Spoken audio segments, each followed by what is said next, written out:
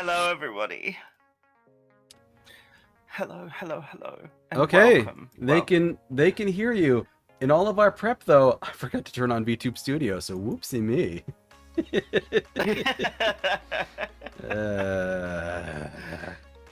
Not the best laid plans. Okay.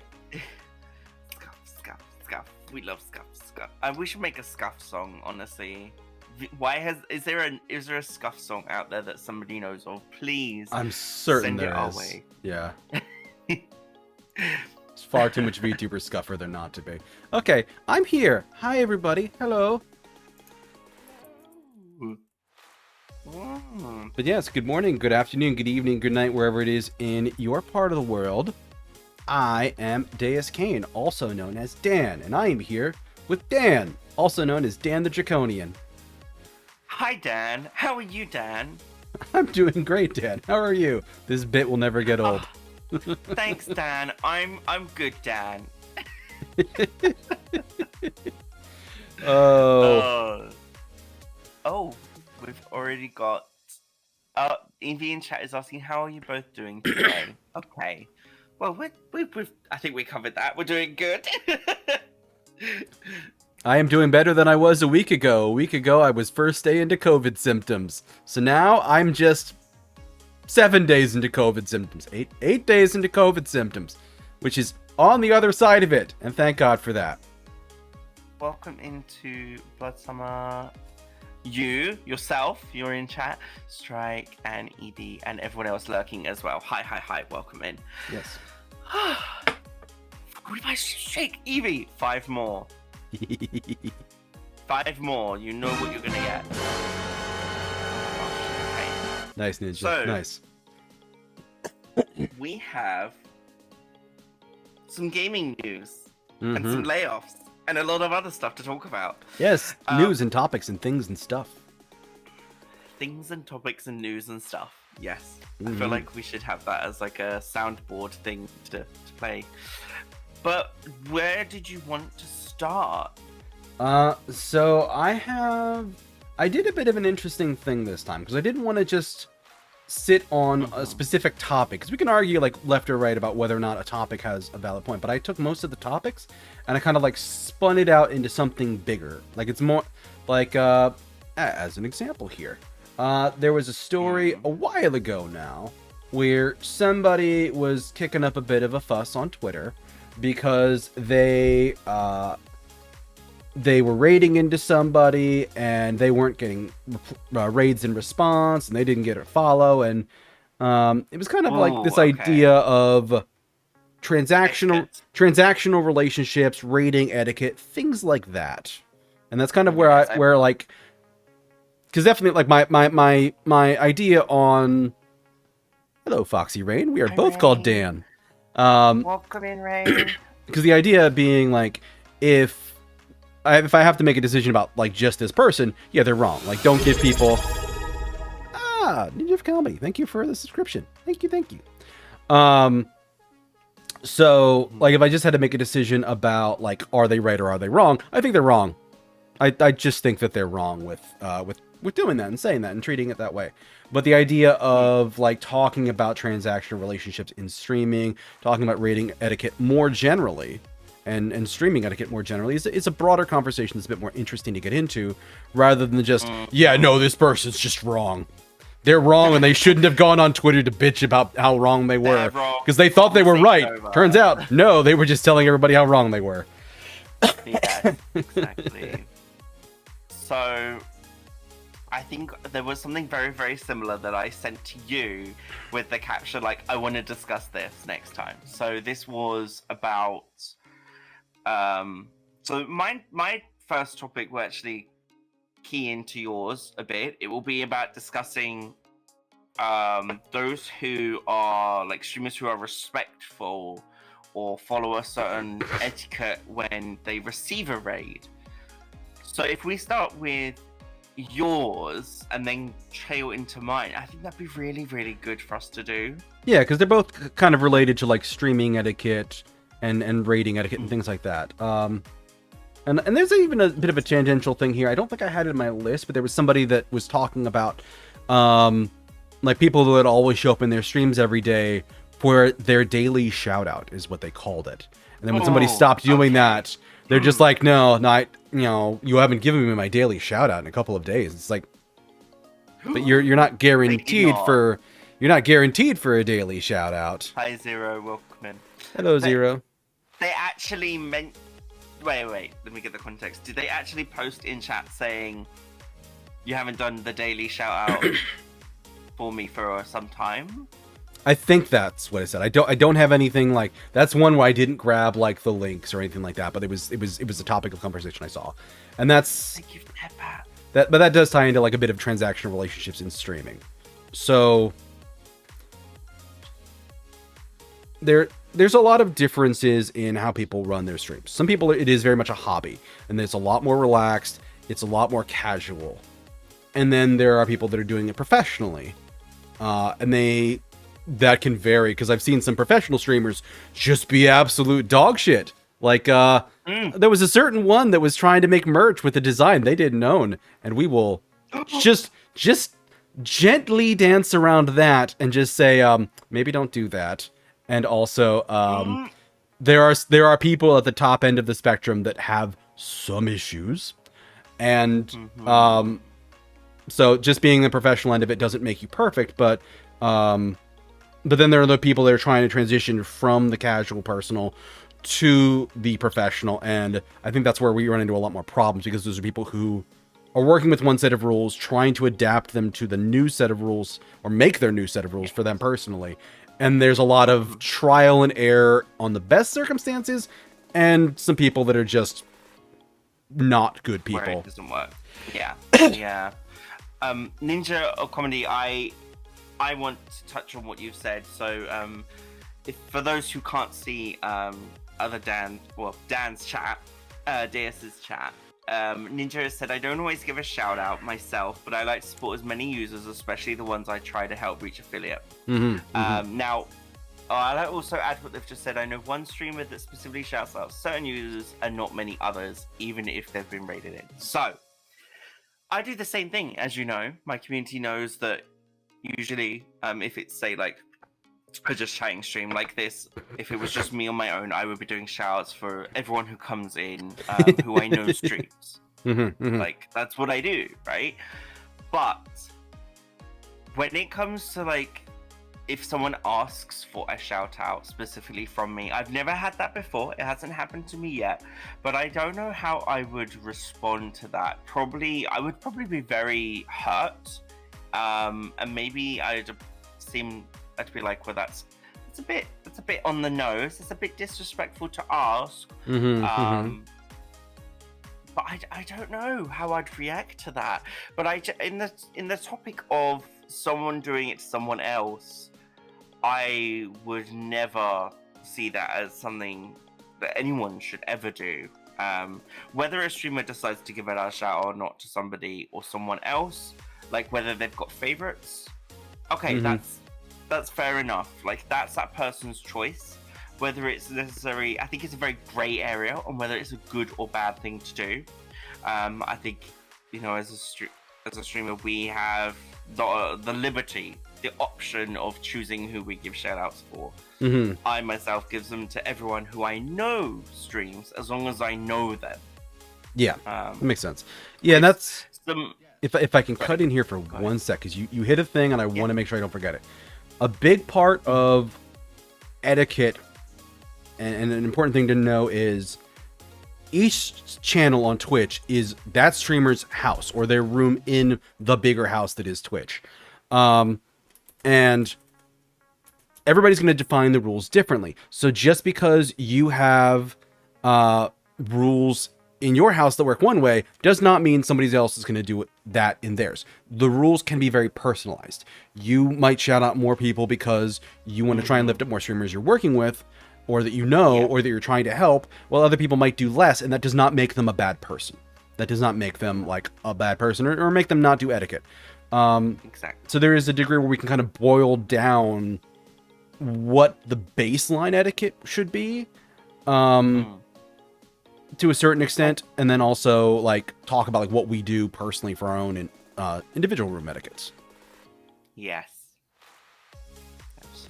But what would, let's say someone did that in your chat. If I, no, they would be me. But for example, if it were me, somebody you know came into your chat, Deus, and said, "Hey, can I have a shout out?" Or where's my shout out or something like that. Yeah. So generally speaking, I'm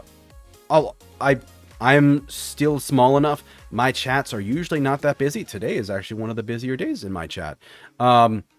So when I see somebody show up that is a streamer that I know, I'll usually shout them out anyways. So if somebody's like, where's my shout out?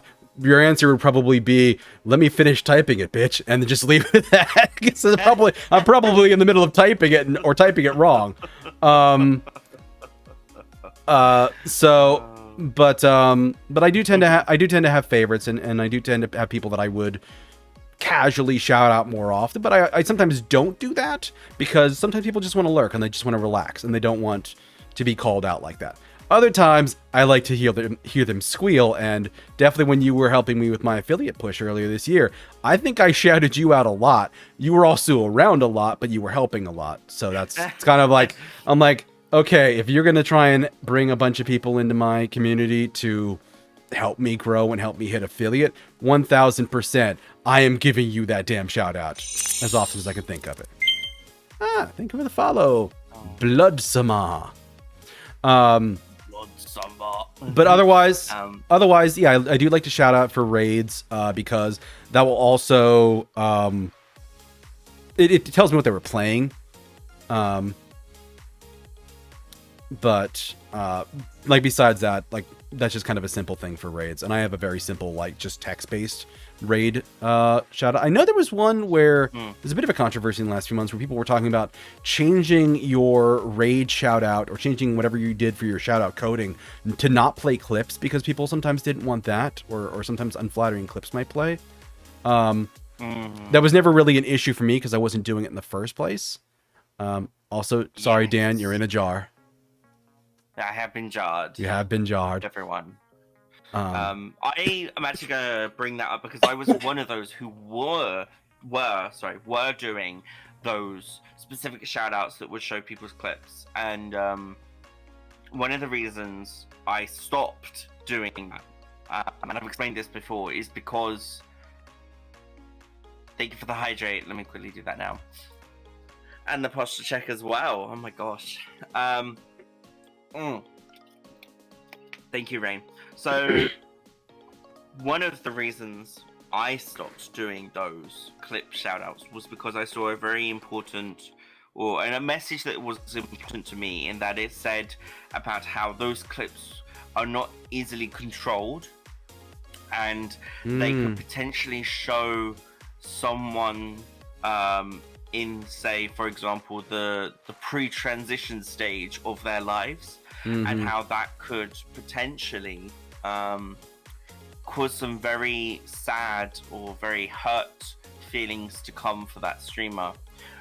So makes sense. I stopped doing it into the basis of those who were like, I don't know who's coming into my streams and whether they are obviously of the trans community, and I don't want to potentially cause any hurt or harm by doing that clip thing. So I just stopped it across the board because it stopped those kind of feelings. Now, I do obviously support that, using it, but I now just do shout outs as much as I can. Apart from today, I'm not doing them today because I need to chill. Sorry, everyone. But I love you. Go follow everyone in my chat. There you go. No, and that's a valid point too. And I will say because I actually had a weird glitch for a long time. I didn't have a lot of clips, and I started like making my own.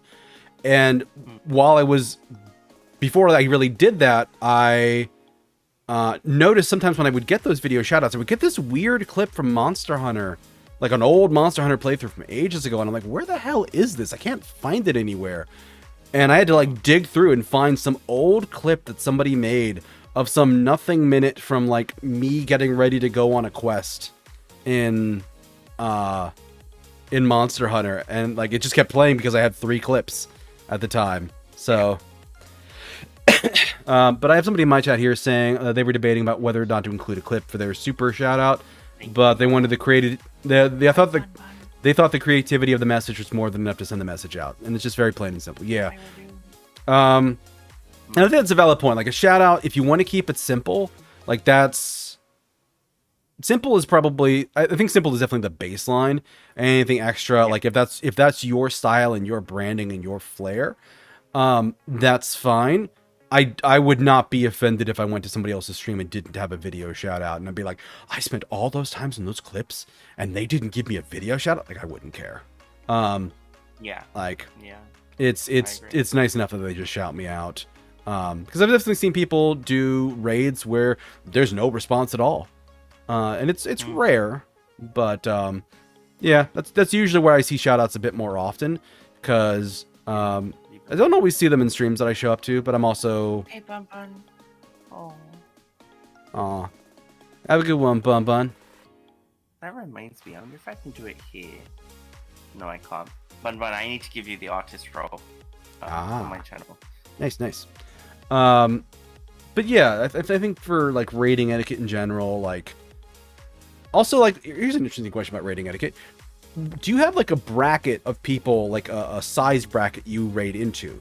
Because I get a little bit leery raiding into somebody too big unless I have like a specific reason. Like when I was playing A Little to the Left, I raided the streamer that inspired me to play that.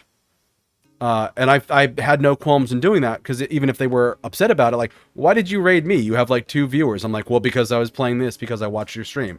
And they were fine with that. They actually, I saw them talking about it, and they're like, I love hearing from people say they picked this game up because they read my terrible review of the game, my review where I hated it, and they decided to play it anyways. She likes that. But yeah, normally like I'm in like single digit concurrent viewers, and I try not to raid people that are more like 50 or more, unless I have like a very good reason, or if I'm like, this is a really good person, we're gonna go raid this really good person. But like if there are 100 concurrent viewers, I almost will never raid them, because I'm worried it'll be perceived as clout chasing in a way. Sorry, just typing out a to-do list for myself. Fair enough. But I mean, that kind of ties back to the whole transaction relationships of being worried that people would see that raid as a transactional relationship, that they would see me, oh, he raided me, so he expects me to raid him. I don't want to do that. Now I'm angry at him. And that's kind of where the perceived transaction becomes a little bit of a concern. And you have to worry about like what your actions do and how they might be perceived by those on the receiving end. Hi, Kaisala. Welcome in. Yes, transactional relationships. I don't have any expectations of anyone I support for them to give me anything in return, except if I raid into somebody, I would like a shout out at the baseline. Yeah, like, I think that's fair etiquette, like just a text shout out. Yeah, exactly. Rain, please do rest your wrist. Look after yourself. You said you tend to raid out to people you know, and or people you know that don't have many viewers at the time, to give them love and show them support.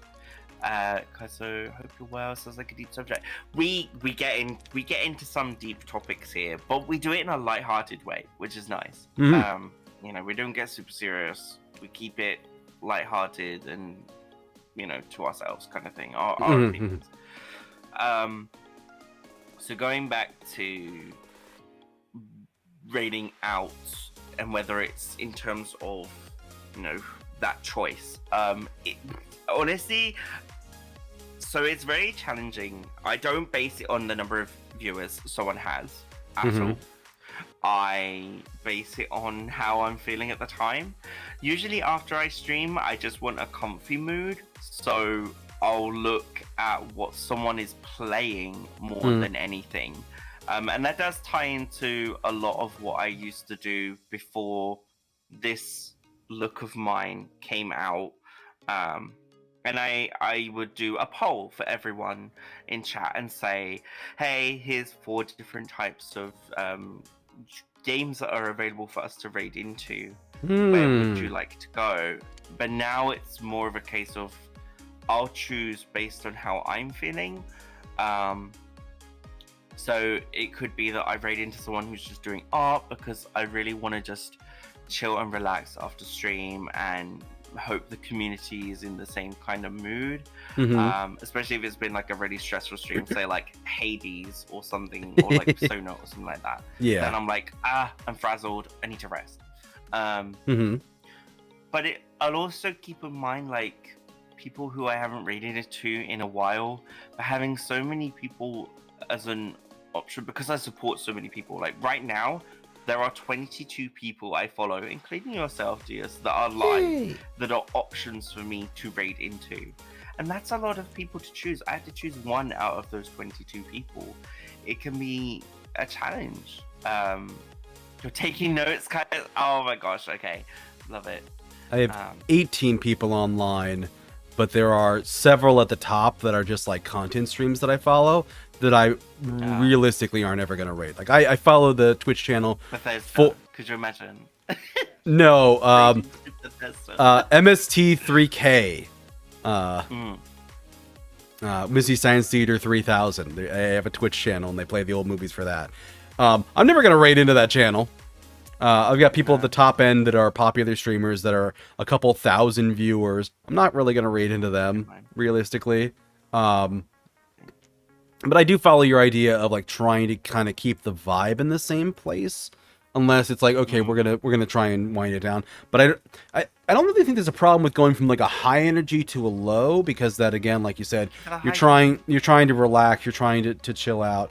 But yes, definitely you don't want to go from a low to a high. You don't want to go from like a chatting stream or an ASMR stream to somebody just playing an aggressive game and screaming, because that does kind of throw off the vibe a little bit. But I don't think there's a problem with what you said either, where you go from like a high point and want to go to a low to relax, because then the people that aren't looking for that will just drift off somewhere else anyways. Yeah. But it is still nice for that person doing the kind of more cozy, casual stuff to get at least a nice raid for a bit, and then, you know, people usually drift off from raids anyways. Yeah, they'll make that choice of whether they want to stay, or, you know, if they've got someone else they want to go and watch, then they'll do that as well, and that's completely fair. Like, I totally respect that. You got to do what's best for you. That's what we say here. Yeah, Ninja Comedy in my chat was saying that, like, their method's a bit complex, but they look for a topic, something topic related, or like a special event for a dear friend, which both is valid. Like I've oftentimes like tried to look for somebody playing the same game that I'm playing, and I've met cool streamers through that, actually. But then they said if there's somebody they haven't raided out to, they can try that. I've done a few blind raids, but I've also had them not work sometimes. And then I do sometimes change it up based on like how many times I've raided somebody, because they were mentioning that, like, well, yeah, if I've raided Ravi, yes, Ravi calls me the professor. Oh, thank you, Ravi. Love you. Ravi is a sweetheart. Ravi is good King. people. I just love that, Lizard King. At least he saw the crown. It's cheered me up. But yeah, in terms of overall transactional relationships in the streaming environment, definitely as you get more professional, there is a degree where collaborations and business, that things like that, they are a bit more like a project, and there is a degree of transactional nature in that. Like, I would like to do this with you, we will both get content, we will both have fun for each other, but it's that really works best if you're on equal footing. If one person is going to more wildly benefit than the other, that's where it becomes a problem for people, because at that point, yeah, you're just kind of using somebody. Can you name an example where this may have happened to somebody, or even to yourself, for example? I've seen more people talk about it where like they make friends, or they have people that try and make friends with them, and then they get bigger than that person and they stop being friends with them. kind of thing. Like that kind of stuff. Oh yeah. And that does happen, unfortunately. I don't know if it's happened to me too often, because I haven't done a whole lot of collabs in the streaming environment. I probably should do more of them next year and reach out to more people. I really need to get better at that. So a lot of mine has just been solo streaming, so I don't run into this too often.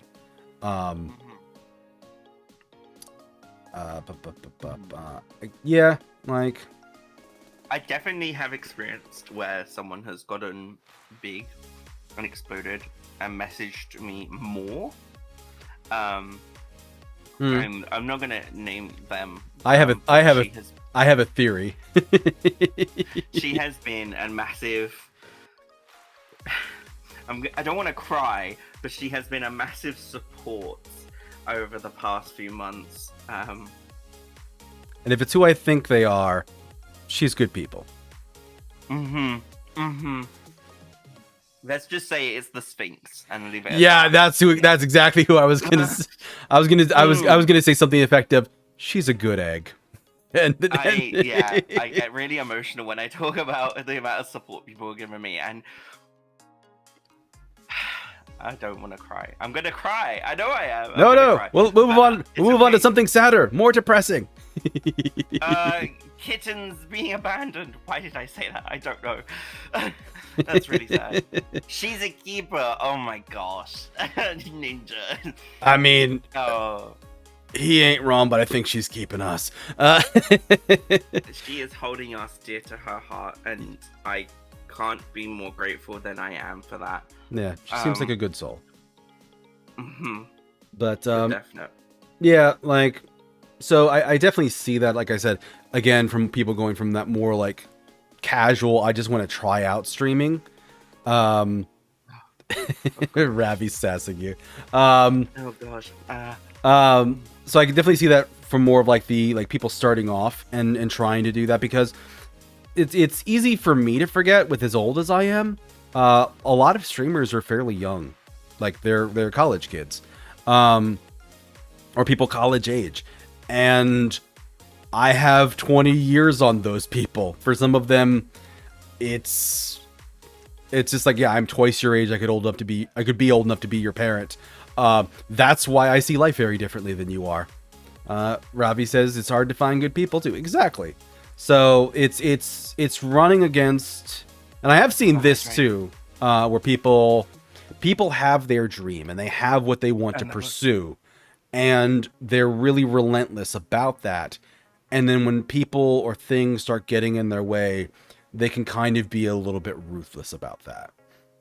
And that is not good. And I think there is a lot more of that happens in this space that people just don't see. I'm fairly certain it's extremely cutthroat in the top end. Like, I would be shocked if it wasn't. Yeah. Because it's just human nature, and fame brings out the worst in a lot of people, unfortunately.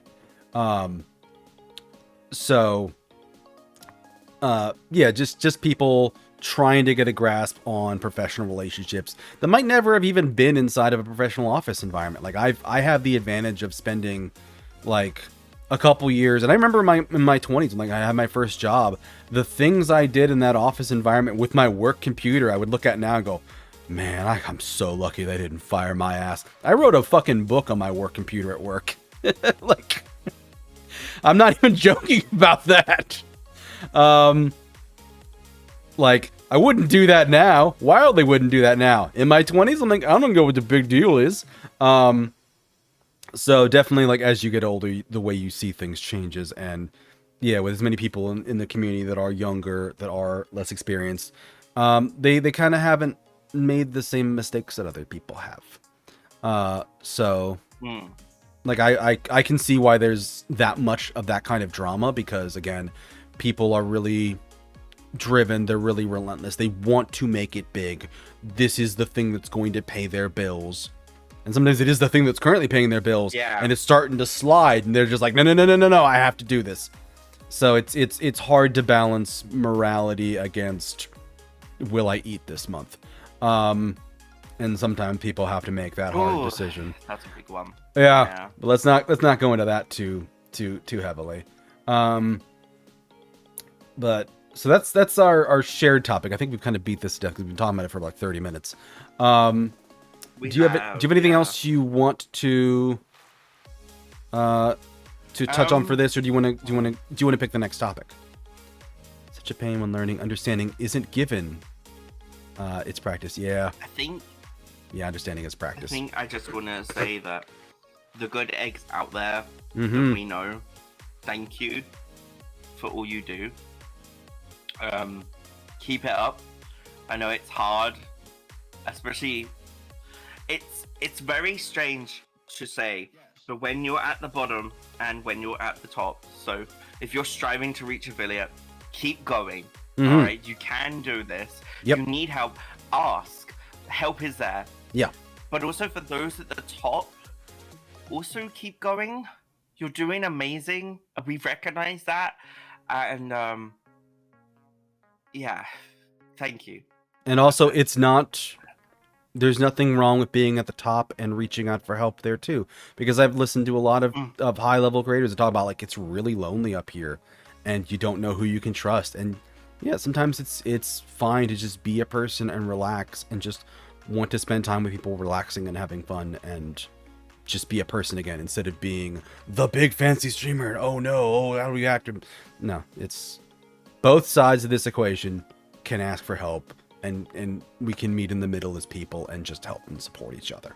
So to all the good eggs out there, thank you. So did you want to pick the next topic, or I had 4 on my list. Did you want to pick the next topic, or are we going to go with the next one of mine? What? Can you type to me what the next one of yours is to see if I'm ready for it? Oh, no? Yes. Oh. Well, one of them definitely I don't think we want to jump to that. We want to have a little bit of a breather for that, so that's out.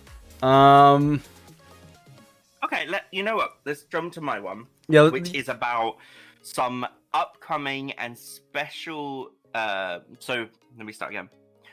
Recently, there have been an outburst of a lot of demos for upcoming games that are coming out. And I wanted to take this time to highlight some of the exciting games that we have noticed, or the upcoming treasures, as I like to call them, that are going to be at the top of our list. When you mentioned the one that I'm sure is on both of our lists, I will be a rabid fanboy. I'm just warning you. Okay, I was actually going to ask you to name the top one at the top of your list. Bloomtown, Bloomtown, Bloomtown, motherfucking Bloomtown! Which, to be clear, for those who are wondering, why is Deus acting so weird? Bloomtown, Another Story, is a game I played, a demo I played like a month and a half, 2 months ago, which Dan was actually in that stream and he saw me play it. It is a Persona clone. Yeah. But it is really cute. It has a great art style. Instead of being a teenager in Tokyo, you are like a little girl who's like 10, maybe 8, and her little brother, whose mom like shipped them off to the countryside to live with their grandpa in like this little small podunk town. But the music, the first fight you have music in, you're just like, you just stop and you go, is this a fucking Persona game? Like it's absolute, like I clipped it and made a video that I posted on socials that has me and Dan just having that moment where we stop and go, is this a fucking Persona game? I think it is. Holy shit. I've been going back to it again a few times. It is fully a Persona game. When you like knock out all the enemies in a fight, you can capture them. It's exactly like a fucking Persona game in that regard too. You can equip demons that you find. It's exactly like a Persona game like that. Like it's the more I play that demo, the more I'm like, it is exactly like a Persona game. And I keep checking the Steam page, and they have not updated the release date for this to anything other than Q3 of this year, which I am choosing to interpret as end of September, or I will riot. I want to play this game. Yes, I'm just grabbing the Steam store page for what we're discussing right now. That is a good idea. That is It's Bloomtown, A Different Story. Is that the one you were talking about? Yeah. Yep, I will paste it in mine, and I got it for. I'm not sure if you allow links in yours. Yes. I posted it in mine. Okay, so we each have it posted in ours. But yeah, like the art style looks amazing. Is a fantastic looking game. The music's good. The mechanics are solid. It's the demo promises so much, and I am deliriously excited for this game. Like I cannot be. I have replayed that demo like 3 times. it's oh my god. Yeah, and it's just like to do my hobbies and take it slow with hot tea. You know what? They have a record player in this game. You could relax with a nice record and some hot tea. I figured out how to fix the record player in the demo, and they give you a record right away. You can sit and relax and listen to it for a little bit. But yeah, you're really early in the game. I think the demo stops on like day 3. The demo for that. Oh my god, play the demo, Dan! I just added it to my library. I'm sorry. Do it. Join the hype. Rage against this. Against this thing taking so damn long. I will. So I'm glad you mentioned Town. Yeah, number one for me. On my list. By far. So I want to also add that you can also put games that have gone into early access in here as well. Okay. Because that's what I'm about to name. So one of the ones on near the top of my list is Fields of Mystria. Oh, yeah, that one just came out as early access, right? Yes. Mm-hmm. Let me just get the page up. It's all about owning your own farm. It has got Stardew Valley vibes, obviously. Mm-hmm. And then yeah, I have it on my wish list, but I haven't picked it up yet. Yeah, let me send it to you on. I'm looking at it. Already. Oh, okay. I didn't know. Am I liking it? Yes. Hey, Blood Summer, thank you for the hello. Bun. Am I liking it? Yes, I am loving Fields of Mystria a lot. It is giving me. It just makes me really happy to play it. I don't really enjoy games that have the day and night time cycle. Anything with a time limit on stresses me out. Which is why I can't play those types of games solo. I have to have someone else with me, or like a group of friends, to know that we are making more progress than just me on my own. Fair. But with this game, there's no rush to that. It's just a case of looking after the farm, getting to know the people, and the way you get given your tools and such, I think, is well done as well. I've only played it for 90 minutes, to make that clear. So this is a really early, little shout out for this game. But I like it. I like it a lot. Yeah. Yeah, I like also looking at the Steam page here. I really like the art style. It's very like 90s anime. It's very chic. I like it a lot. Yeah. Yeah, they got a nice little touches in there. I do wish that the guy I'm crushing on was dateable. He is not one of the ones you can date, but his like edgy brother is, who's like, oh, why are you here to help us? We can handle this ourselves. And I'm just like, oh my god. But you can fix him. He probably has a heart of gold under all that scuff. No. Get out of the way. I want to date your brother. Fuck off. Yes. Same Bun. Why you cannot do some games unless people are with me. Yeah. I'm the same. FOMO is an evil thing. It is a terrible serpent to fight with. What's it called? FOMO. FOMO, fear of missing out. Because you're talking about like you hate day and night cycles, and it sounded like it was like you're worried you're not doing enough. You should be doing more, and that's FOMO. You're worried you're missing out. Yeah. My God, yes. Give me more harem pathways. Give me more. Just like let me date all of the people and marry them all without having to mod that in. Yes, I agree, Bun. Romance everyone. Gonna take a small 3-minute break for ads, if that's all right with you, Deus. We're gonna go on to be right back, and then we will resume. I'm gonna show off one more game that is in early access, and then you're welcome to show off another game that is either in early access or demo. Up to you. But yes, we are going on an ad break now. Okay. All right, I'm gonna do that as well.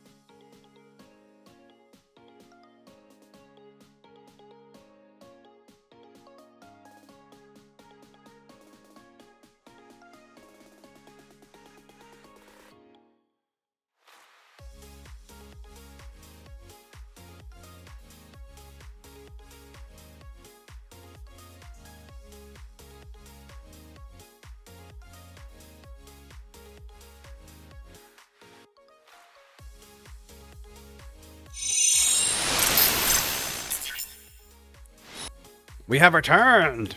Or at least I have. We're back, everyone! Thank you for waiting! Thank you for your patience, everybody. Ads suck, and that's why we play them, so they don't show up more often. Counterintuitively. Yes. So yeah, Dan had said his next one. So for me, I'm in a bit of a lull for games right now. Some of the ones I played during that like demo stream that I did earlier this summer were games I was interested in, and a lot of them have kind of fallen off for me. Like there was a Soulsborne game that I played there, Anotria, which I did figure out how to get the graphics working better. They're still not great. They're still not great.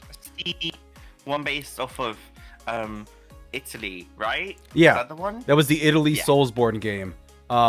Basically, the problem is it tries to like it tries to render out this huge portion of the map. So as soon as you get out to an area where it can do that, it will try to by default, and boy oh boy does that just make it eat the make the graphics card eat itself.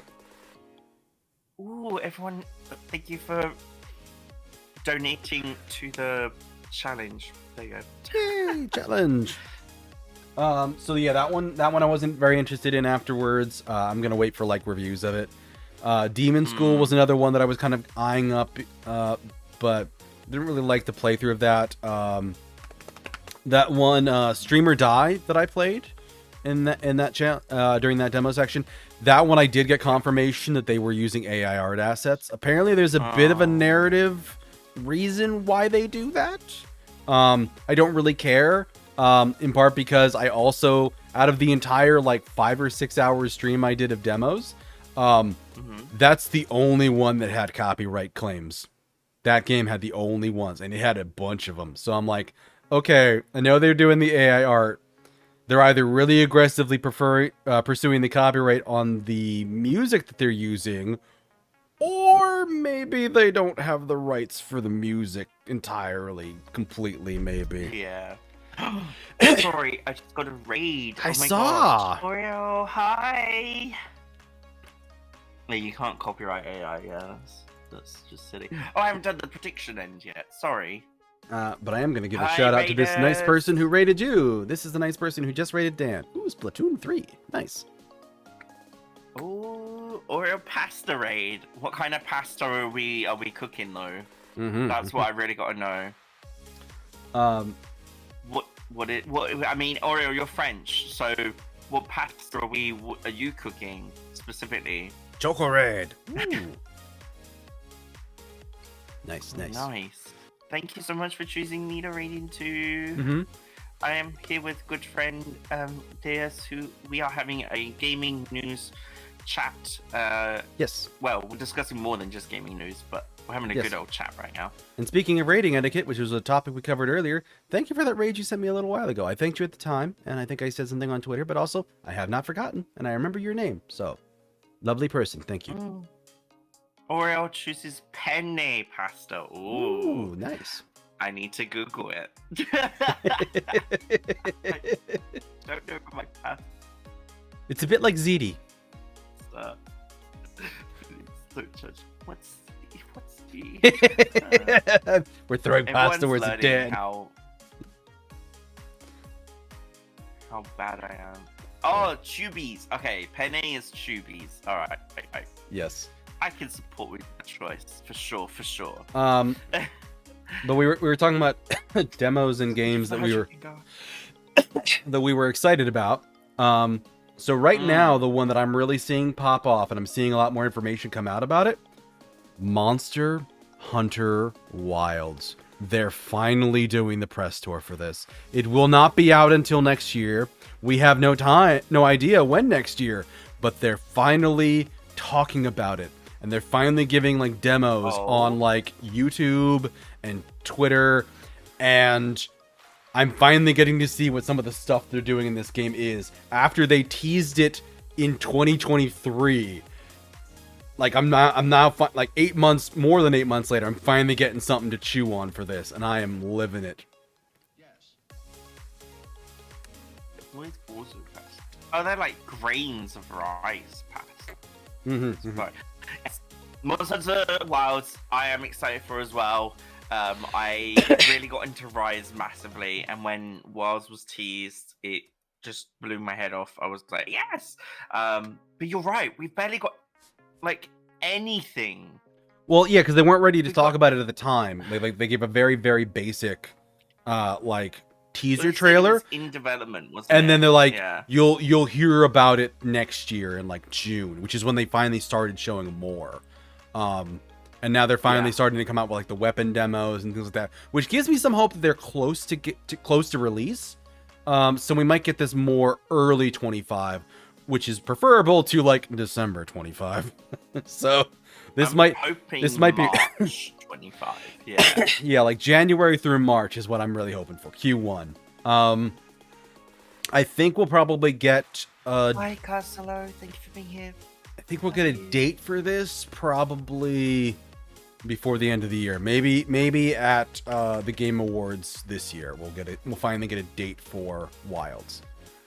Maybe we'll get it sooner. But they're really like getting into that press tour now. So they finally have enough polish to really show it off, I feel. So that's one I'm really hyped for. Also, apparently Five Nights at Freddy's has announced a 2025... Oh, it is announced for 2025 for Dead by Daylight. Nice. Yeah, I heard about that a little bit. I heard people were excited. I follow some FNAF fans. So... Yes. And some Dead by Daylight fans. I've never played it.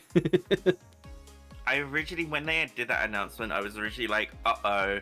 And then I saw some things in the comments about how the original creator, Scott, had been unsupportive with certain donations. But then I learned that Scott wasn't actually a part of... Which shocked me. I didn't realize this, but yeah, Scott Cawthorn is no longer like CEO of the FNAF? developing company of FNAF. Yeah. So yeah, I mean, people have been asking for the FNAF Dead by Daylight crossover for 10 years, ever since Dead by Daylight really like became a thing. So good for them. Good for them. I'm interested to see more. Let's find out what happens. And then I had one more game to talk about. If you want to switch over to you first, and I have one more. This one's already out, but it has a near and dear place to my heart. But I will trade back to you after talking about Monster Hunter. But yes. Yes, I would probably say. Let me just double check. Because yeah, Bloomtown is a both of us one. based on what I remember your reaction was. I don't know if this counts as technically like being in early access, but Indigo Park is interesting to me. It's scary, but it's also got the childish aspect of being in a theme park, and I love that. I really, really love that. Interesting. So I played the first chapter, which again is why I'm like, is it early access? Is it not? Because they're releasing it chapter by chapter, so the full game's not out yet. So technically, it is early access. Anyway, yeah, that's something I'm excited for more from. That makes sense. What have you got on your mind? So the one I wanted to mention, which just came out a week ago, or in the last week, they released a remastered version of Fate Stay Night for PC and Steam. To be clear, this is... Yeah, they did. So this is the visual novel that is behind all of the other Fate stuff. This is the granddaddy of them all, and that has a big asterisk on the end of it because the actual granddaddy of them all was a porn game, and that's not what this one is. This one is just the visual novel that they cleaned up all the other stuff. Oh yeah. Let's just say when they're doing a mana Let's just say when they're doing a mana transfer, they're transferring a bit more than mana. But no, they did a remaster of, I guess, one of the ones for like the PSP port or one of those. And Cam, welcome in. And Oh. yeah, the original one behind all of that cool action games and anime was originally a visual novel, a rom-com, or not a rom-com, a romance visual novel. Hi, cutie. But yeah, it came out. Well, the advertisement on Steam says 8/8/24, but the release date actually says 8/7/24, so it's gonna be 8/8 in Japan. But yeah. I haven't bought it yet. I want to check it out and pick it up. I kind of want to play it on stream. I will say, release went terribly, and they've already had to patch it to fix some game-breaking bugs, so I'm living for that, too. No. There's a little bit of schadenfreude.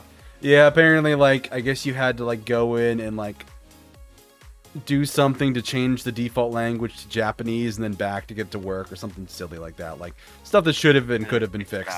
Okay. But yeah, I absolutely want to get a first-hand experience with this, and it's something that I really didn't have an easy way to access it before, outside of, like, you know, rips and ports and things that people had done. But yeah, the original remaster of Fate Stay Night. Good times. Do you mind if I post that in your chat too? Send it to me on Discord, otherwise auto mod will block you. Yeah. But yeah, it's hard not to get excited about the progenitor of the Fate franchise finally getting a PC release. The anime of Fate Stay Night, and this is the original Studio Dean, or is this the Unlimited Blade Works one by Ufotable? That's the one, Unlimited Blade Works. Yeah, that's the one I watched. That is with the really hot Archer character. Yeah. Well, he's in all of them. But actually, that is an interesting point for this. The game actually has 3 endings. Famously, the Fate route, which is you have to do first, and once you clear the Fate route and get that ending, and there's, I guess, 2 variances of it. There's like the regular ending and the the good ending. Sorry, I'm coughing a bit here. And then only once you do that, then you get the choices that'll allow you to go down Unlimited Blade Works. And once you finish Unlimited Blade Works, then you can access the Heaven's Feel route, which they only did as a series of movies. So there isn't an anime adaptation. But yes, they're all 3 routes. The original Studio Dean anime was like the Fate route. Unlimited Blade Works was obviously that route. And then Heaven's Feel is its own thing, which is also the saddest and most tragic of them all.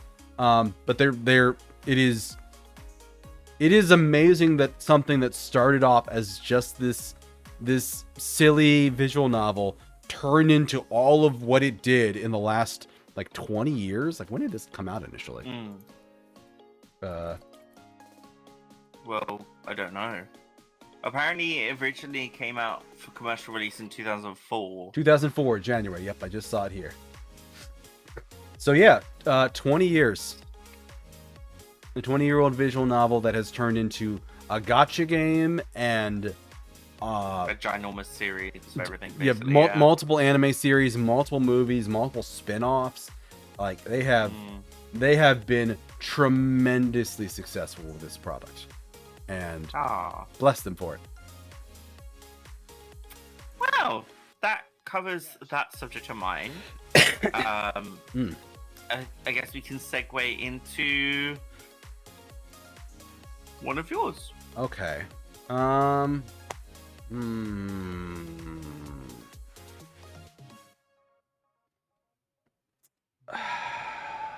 What do I have here that we jump into?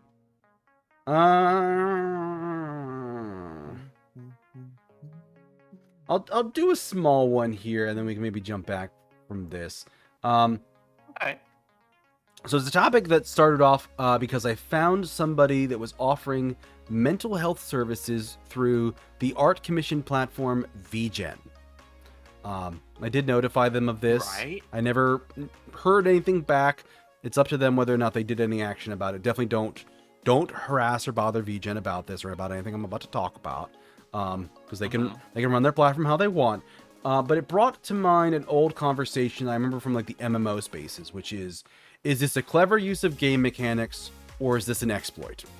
Which is kind of this question of, somebody's using a system in a way that it wasn't intended to achieve fantastic results, and like, is this something that you should praise or punish? Okay. And that is the broader question I wanted to kind of like debate and talk about, because there's various things. So there's even a streamer or a VTuber I saw blow up recently that got like 4,000 followers in their first week as a VTuber, and people were all like, there has to be something sussy about this, and it's like, no, somebody broke it down like, oh no, here's the marketing tactics they use to do it. It's legit. Yeah. It's not an exploit. It's they cleverly use game mechanics.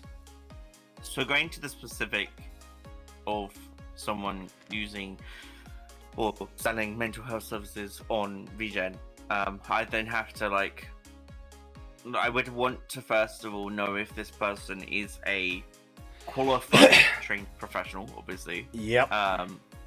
And whether, you know, whether they've got the diplomas or the degrees that they might need in order to be doing this, and exactly how it works under data protection laws and confidentiality laws. Yeah. And that's kind of why I reported to VGen, sticky. because mental health is really tricky, and just health in general is very tricky legally. Also, I know a former job of mine, I used to do IT tech support for state level government in the US. Won't say where. But I used to support the government agency at the state level that did licensing for my state in the US. So I know there is a board of licensees requiring a specific license to practice mental health in that state that I was living at the time, which means there's probably 50 of those across the country, all of which have their own standards. And this person was basically saying, as long as you speak English, I can work with you. And I'm like, no, that's not. You're not licensed. You're not licensed. This is almost certainly illegal. But I actually grabbed a text thing here. Of what their thing was. I'm gonna read it to you. So to start off with, the costs were really low, which I think was part of their thing, is they were offering things very inexpensively. It was $18 for a session, which I think was like an hour-long session. Their details were: are you overwhelmed with life, or have you just had too much with your daily activities, work, streaming, school, family, friends, love life, etc., that you need a space to breathe? Have you been told that you were trauma dumping on them and are having a hard time looking for people to listen to you? Are you looking for someone to talk about matters of the heart, to be able to eventually unload it and make sense of it with confidentiality and non-judgmental approach? Hello! My name that has been redacted welcomes you to a safe and accountable space for you to be able to unfold these deep-seated thoughts and feelings, organize those ramblings into a set of feasible information to aid you towards creating solutions to your problems. Includes 1 hour-long session of psychological first aid, psychoeducational and basic counseling from a mental health service provider. Languages in English or Filipino only. Anyone from around the world can avail this service as long as they can speak either of these languages. Why choose me? I am currently an MA in clinical psychology candidate, currently graduating and taking their psychologist licensure later this year. Also working with mental health service provider for the past several years. Working as a mental health service provider for the past several years at a reputable mental health institution with a half-decade in clinical experience. So, they are definitely not licensed in my state. They admit here in this that they are taking their licensing test later this year. They said they have experience, but there's no way to prove it. It looks sus as fuck. And it's one of those things where, like, I can see there being demand for low-cost mental health services. But also, this is one of those, like, you get what you pay for. I see a counselor. I pay them out of pocket. I don't send it through insurance because it's cheaper for me. I pay $100 a session for an hour-long session. This person is charging $18. I don't think you're getting the same quality. And I don't even know where they're getting licensed. Like, yeah. Like, if you're licensed, because they mentioned they speak Filipino, if you're licensed in the Philippines, you can't practice medicine in the US. It doesn't work that way. There are treaties that there aren't treaties that say that works. So that's kind of why, like, it's a very simple, like, is this allowed? Should this be allowed? My answer is no. Like, and that's why I reported to VGen, but I also don't like want to pick up a fight and like cause problems for them. I think they're a very good platform, and this is a terrible thing to try and cancel them for. But that's why, like, looking at this from the greater, because again, it's a very simple conversation. If it's, you know, is this good or bad? My answer is bad. Yeah. But on the idea of, so somebody's using VGen in a way, like VGen's an art platform. Like, you commission art here. They're using it in a way that it's not intended. And that's interesting. And how okay is it to use places like this in ways that they weren't intended? And is it okay or is it not? And that's the more interesting comment to me. I'm going to jump in and kind of like take over for a bit, if that's okay. Sure. This could be a very long spiel from me, is what I'm saying. So, as a very, very, very strong mental health advocate, as my community knows, as you all know, I will always strive for those to seek mental health services where it is available, as long as, you know, there is the right qualifications and professional licensing, that kind of thing. Yes. So with regards to this, my first opinion was, okay, are they professionally licensed? And we found out not yet. So I would say, number one, please do not look this up on VGen. Please do not commission this person for this help, because it may not be legal at all for you to do that. And I don't want anyone to possibly get into any kind of danger legally. I don't know if it would. I don't know if it would fall on the clients for doing something illegally. It would probably follow on the practitioner for practicing medicine without a license. Would be my guess. But just quick thing there. I will just dive look back. after yourself. I will dive back into the shadows. However, I am in this day and age, I am well aware that the mental health services that are available across the world, it's not just in one location, are inadequate for a lot of people. They are, you know, too costly, or have long wait lists, or we are not of the right quality, or even in some cases the service users are not listened to, which is just dreadful. Yep. So whilst I am hesitant and telling you not to obviously attend mental health help through VGen of all places, if it is found that it is helpful for some, so say like there are legitimate reviews saying what was done, what helped them, the practices that were put in place, that kind of thing, then I am all for services such as this being provided along any kind of website. So I would say if for example, someone who had a doctorate, was a doctor of psychology, and wanted to run mental health sessions through VGen, has all the licensing, all that stuff sorted out, I would be okay with that. I'd be like, good. As long as it's, you know, affordable for people and your wait lists aren't months long, you know, potentially putting people at risk even further, because long wait lists do that. Yeah. Yep. Go for it, is what I'm saying. As long as, again, licensing and the protections for you are in place. So that is my spiel. So I'm actually a bit in the opposite direction, which is VGen is a platform that is predominantly for art and for artists. They are not equipped to handle the licensing, to make sure people are licensed. They are not equipped to handle confidentiality. They're not equipped to deal with any potential abuses that might occur. This feels too much of a deviation from this. And I have seen people like offer like advice and like have things like that. and I don't really have that. Like, where what's the word that people use? It's not like counseling, but it's like there's a thing, a life coaching. Like that's a very like, yeah, you know, chat with somebody, get some advice, get some feedback, get some input. If somebody was doing life coaching through VGen, I'd probably be fine. Advertising yourself as this is mental health. This is mental health professionalism. I am a licensed person. I don't think VGen is the right platform for that. There are other platforms. You can go to the other platforms.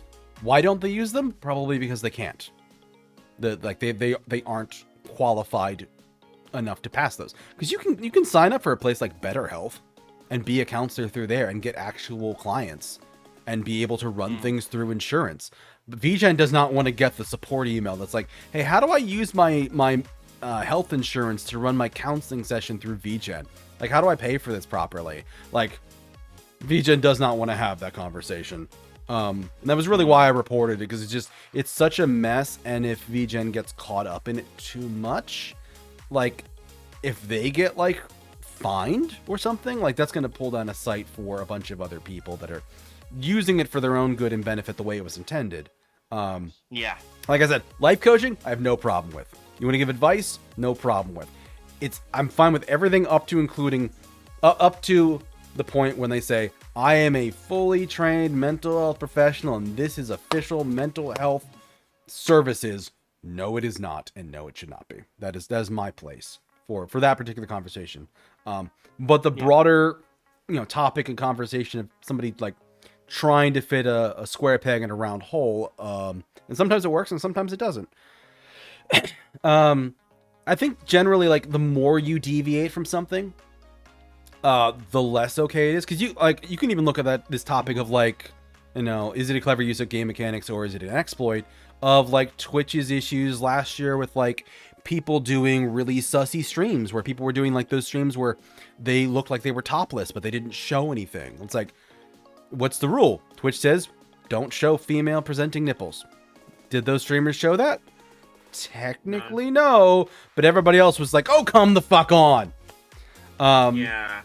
So that's one of those where we know Twitch doesn't want adult content on it, but people are really stretching that line a lot of times to get things as close as they can. And sometimes they go over that line, and Twitch will allow them briefly, because it's a business and they like making money and everybody's talking about it. And I'm gonna be honest, it's not a moral decision for them or a TOS decision. It's a business decision why they let some things go as long as they do. The gambling stuff was there for ages before Twitch did something about it and got them off the site. But definitely they're wasn't there for the gambling thing.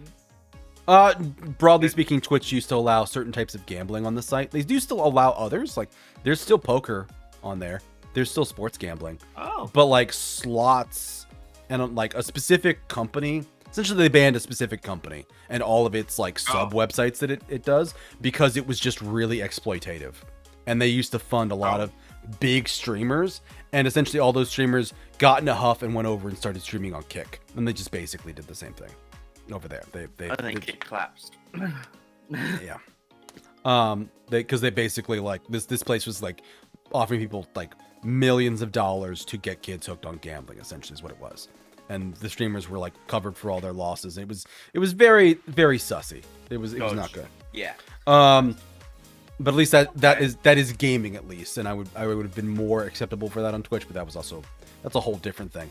But yeah, generally speaking, like that idea of like using something in a way that it isn't intended. I mean, even VTubing in general is one of those things, because like this is live 2D. It's like it's not meant for like a person puppeting it to entertain people on a stream, but that's what we're using it for these days. And I feel like this is very clever use of game mechanics. Like, I saw people talking about like live 2D as like a design element in games, and some games having live 2D art. And yeah, it's cool in the game, but then when we do it like for streaming, it's even better because it's a game in real life. It's an interactive game. Hello, Prometheus. We are both Dan, so I will greet you as well. We are the Dans. But yeah, it's never it's never really a topic that has a solid answer, because the boundary line is always moving, because the human mind is always trying to think of a way to puzzle solve whatever, to get whatever it wants. Like that's we do it as children, we do it as adults. That's kind of why you have to like keep an eye on kids so they don't like, okay, dad said you can't have any snacks, didn't they? And it's like, I don't know. Maybe ask what was Live 2D made for then? I think it was more of like probably like cinema and games. That's actually a really good question. Huh.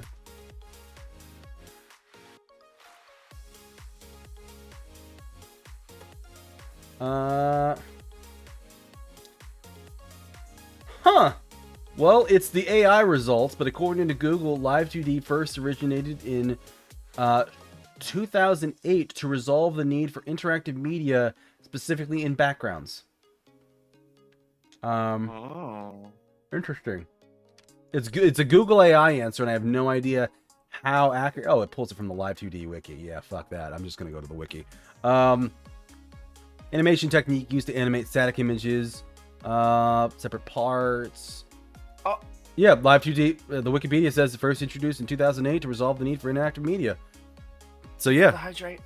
It was an animation tool used in the late 2000s. Okay.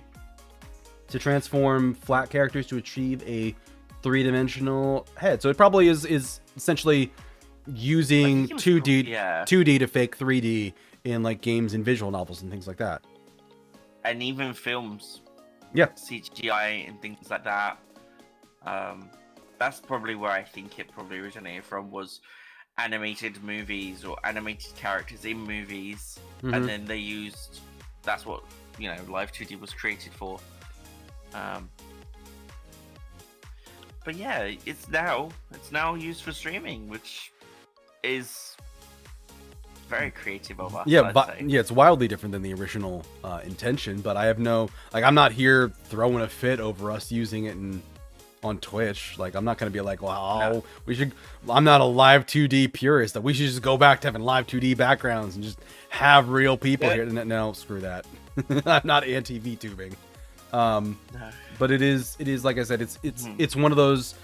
There's never going to be a clear answer of that for anything and everything, because the line's always moving and the human mind is always trying to find a way to turn something around and try and figure out a way around a problem, whether that problem is just a logistics issue, or that pesky law that keeps getting in the way. The human mind will try and finagle a thing. But like I said, this is one of those interesting things where you start with an example and then kind of blow it up to a bigger conversation, which I think is more interesting. And that's what a lot of my topics for this Dan and Dan are about and are like. So I have, but I think we're kind of done with this one. It sounds like we're done. Yes, I was gonna move us on to discussing. I have two more, so. Let's take one of mine. Okay. Might be on your list as well, but it is the amount of layoffs that we have seen from gaming studios over the past few months. Is that on your list? I don't know. But, no, that one is not. Though there is something tangential related to that we might be able to shift into next. Okay. So if you were unaware, everyone, Bungie, the company, this is the most recent layoff. Bungie, the company behind Destiny 2 and many other games, and with such an amazing success of the most recent Destiny 2 DLC, the Final Descent, they made the decision to lay off more of their staff on top of those who were also laid off earlier this year from Bungie. And this decision obviously is made from the top down. It's not at all the middle people's faults, or those managers who then have to do that. It's absolutely the people at the top who are making this call. I think the Final Descent DLC for Destiny 2 was one of the most high earning DLC that Destiny 2 has seen. And this decision definitely feels like it comes from a money greed standpoint. It was actually raised to me earlier today that the CEO of Bungie, just I think it was a week or two before these layoffs occurred or were announced, the CEO of Bungie had bought not one, not two, but 5 cars. Ooh. One of which being an antique, as I was informed. Thank you for the posture check, Mars. Let me do that now for you, buddy. Yeah, that's not a good look for him. That's not a good look at all. So I just wanted to discuss how harmful this is actually to the gaming community as a whole. Thank you for the follow, Mass Dragon. Sorry, go ahead. The amount of experience that we lose from game development themselves. Like, some of those people who had like 10 years plus of game development experience will just let go. And we lose that experience that could then be put into making further games better. Those people then obviously have to then find other jobs that might not end up being in the gaming sector at all, which is such a huge loss, a huge detriment to the gaming community. On topic is this is the use of AI art in games, and people who think OpenAI should be bummed from whatever. Yeah, that's going to be part of my topic to transition into. Don't worry, we'll get to that. Yeah, that kind of ties into what I was about to say, which was like, it's so difficult now to get into the gaming sector because of the rise of AI, in that a lot of the companies will turn to AI rather than a person, and it just really pees me off. It really gets me angry that gaming companies are now starting to do the same route, as and not seeing as harsh a consequence as they should. Or I believe they should, I should say. Yeah. So I have some thoughts on this. So part of my way of dealing with this is understanding kind of what's happening and why. So I've been watching this come up in a lot of podcasts I watch, and some of it comes down to I lost my train of thought. Damn it! I just started talking. Some of it comes down where this starts from, kind of thing. Yeah.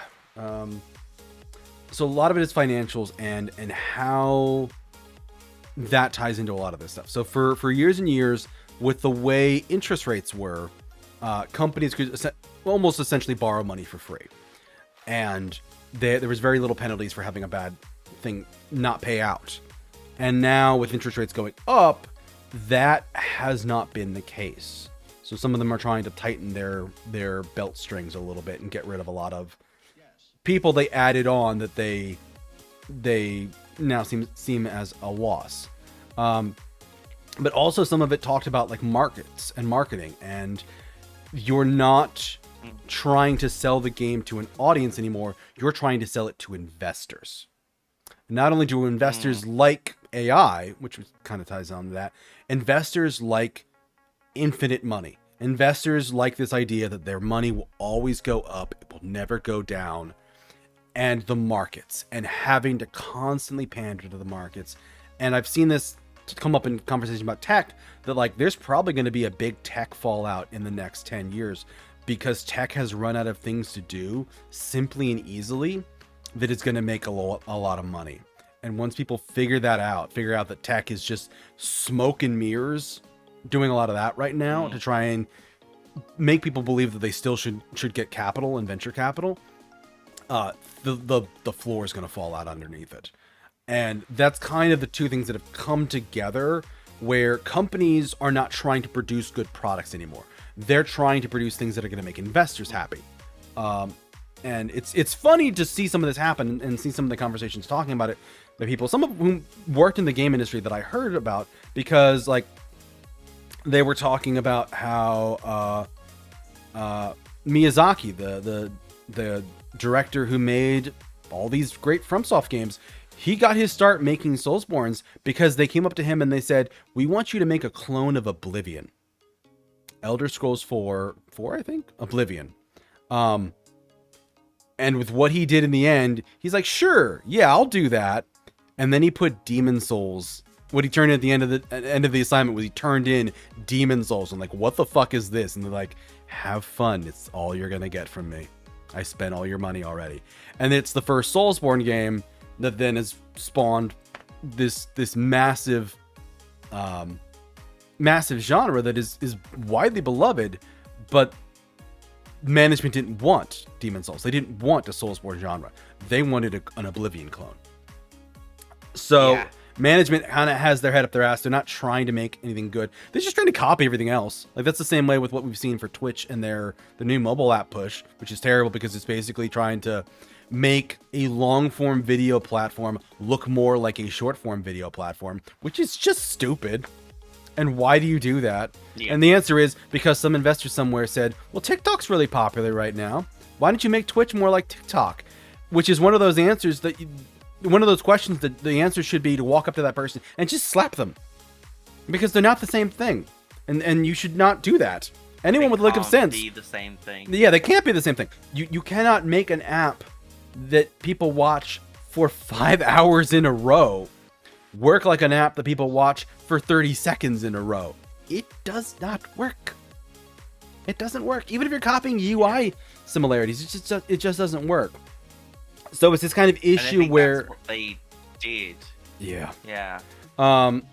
So that's like what they tried to do with the most recent mobile update, isn't it? They tried to make it look more like TikTok or like one of those fast-paced apps. Yeah. Vertical video fast-paced apps, which is that's not what Twitch is. So but to pull it back, because I know I've gone into the weeds here a lot. Why are there so many layoffs? Why are there so many problems? And it's because they are constantly trying to just kiss the investor's ass, because that's who they need to make happy. They do not care about their employees. They don't care about their customers. They care about the investors, which is why are these people getting laid off? Well, it's right before an earnings call, isn't it? It's right before they have to tell the investors about all the money, and they want to go into that saying, "Well, we saved all this money by staff reduction." And it is really soulless late stage capitalism that is gonna bite them in the ass because it's all they're all on this AI idea, this AI dream that AI is going to replace people, and it's not, because AI can't make good things. Like people have been clowning on like Google AI for giving answers about putting glue on pizza to make the sauce stick or the cheese stick or whatever the hell they said, and it's not there yet, but they're already like investors are chomping at the bit to try and make more money from this. So companies are just throwing stuff in that's not going to work. That's just dog shit. And then they're firing people because like, well, we don't need these people anymore. We've got AI. And it's like, do you now though? I don't think you do. A, I don't think you do. And B, it's not going to work the way you think it will. It really won't. Exactly. So I do feel really bad for the people in the game dev industry, because they are people who, those are the rank and file of people are the actual believers. They are the ones who want to make cool things, want to make good things that are good products that will sell well. And management is like, but can you push 20% more copies than our Game of the Award winning game from last year? Because if you didn't, it's not going to make the investors happy, and we don't care. And that is such a defeatist way of dealing with this problem. Which, I mean, businesses have a problem of making money, but it is such a self-sabotaging way of doing anything for this that you're shooting yourself in the foot. You're pissing off all of the people who can make you great, who will make you a critically praised DLC. And what do? Well, we need to make those internet calls, so we're just going to fire them all. Yeah. Good luck hiring them back when you need to make another award-winning DLC. I'm gonna jump in and say that there is an ad break on the way for myself in 1 minute's time. So we're gonna run the ad now, if that's all right with you, DS. Yeah, let's switch over and run the ads, and we'll come And, back. We'll give ourselves a minute to calm down and stop frothing at the mouth, because I'm a bit there. I'm a bit there. I think you are. But we- I'm not. I've just sat here like head in the clouds right now. But yes. All right. Let's run an ad break, and then we will be back with whatever is next on your list. Okay. All right. Talk to you soon, See folks. you soon, everyone. Bye.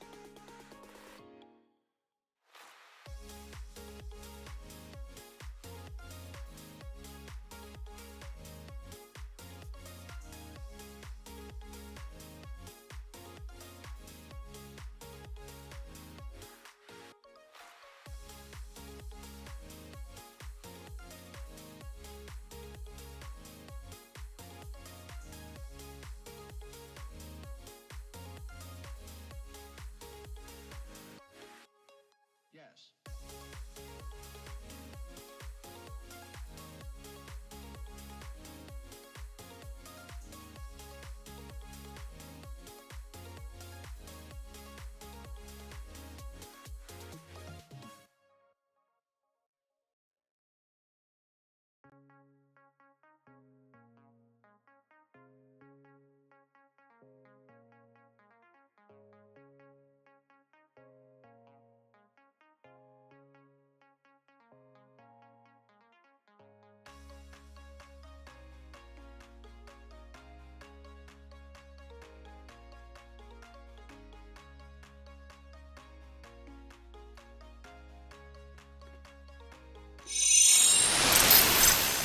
We calm down enough. I've had a snack and I got some fresh water. I think I'm not gonna kill a motherfucker, so we're good. That is good to hear. Did you want to lead the next part with your next topic? I was gonna I swallow this. interrupted you during your snack, didn't I? Well, I came back with a really long pretzel stick that I was continuing to chew, and I'm like, I can't chew this fast. I love pretzels. Yep. Oh. So my next story that I want to talk about kind of bounces off of a story talking about Wizards of the Coast, the company behind Magic the Gathering and Dungeons and Dragons. They, like many other companies, have laid have laid off a bunch of people this year, a lot of creative people. And there was a lot of concerns because they got caught using AI generated content. And I found a web announcement on their website Mm-hmm. as of January 7th of this year, where they had the update on their stance of AI tools, generated AI tools and Magic, specifically Magic the Gathering. They already made it clear that they require artists to do all this, to refrain from using AI generated stuff. You know, they don't want this. To be included. But yeah, they said it ends with the sentence here: "We can't promise to be perfect in such fast developing space, especially with generative AI becoming standard in tools such as Photoshop. But our aim is always to come down on the side of human-made arts and artists." Right. So then they laid off a bunch of people, and somebody Right. found this thing, and I found the original post on June 2nd of this year for a job posting for Wizards of the Coast principal AI engineer. Job listing includes explore new uses of AI for all levels of game development, what you'll bring, AI asset creation, and generative content. Yes. So they fired a bunch of artists and are hiring an AI engineer. So, Okay. obviously, again, with many of my other topics today, there is the response on this topic, which is go fuck yourself, go fuck yourself, go fuck yourself, go fuck yourself. But the broader idea I wanted to kind of bring up from this is, what do you do when your hobbies or your interests or the things you love turn bad? And how do you deal with that? How do you process that? What do you do? How do you cope? And that's an interesting conversation. Okay. Because the quiet violence I hear in your okay tells me you're in camp. These guys can go fuck themselves for what they did to the artists and this AI generated engineer content bullshit. Yes, you are correct. Yeah. This actually ties in heavily to something that happened actually between when we last spoke and now, in that Lionshead Studios, the one who worked with Wizards of the Coast on Baldur's Gate 3, came out and said that they are no longer going to be working with Wizards of the Coast on any future productions at all. I did hear that. I including didn't hear games. why. I didn't hear why though. So maybe this could be why. In that they were able to identify that Wizards of the Coast were going down a route that they did not want to follow. Lion says, Lion says they. Is it Lion's Head? I thought it was Larian. I thought Larian was the name. Larian, that's it. Thank you. Lion's Head are the ones behind Fable. Larian Studios will no longer be working with Wizards of the Coast in the future, and that is actually one of the reasons we're not getting any Baldur's Gate 3 DLC at all. Is because Larian have said, nope, we've wiped our hands with you. The game is done. We're not going to work with you anymore. Goodbye. So I did hear that story. Yes. It is now becoming clearer that Wizards of the Coast are going down a dark path. As someone who used to support them through being, into heavily based into TT RPG, Dungeons and Dragons, and also the card games. It hurts a bit. Actually, it hurts quite a lot to hear that Wizards of the Coast have gone back on what they originally said.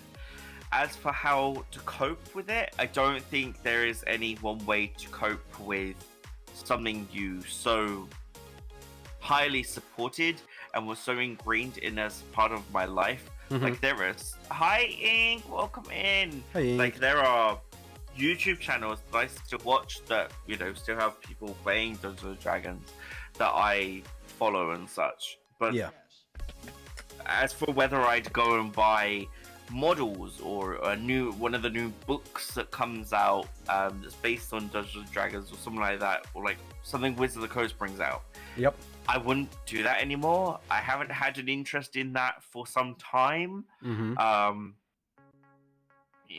I would say, hey, dice are shiny click clacks. You can still collect them. You don't Shiny have math to rocks. use them. Shiny math rocks. Exactly.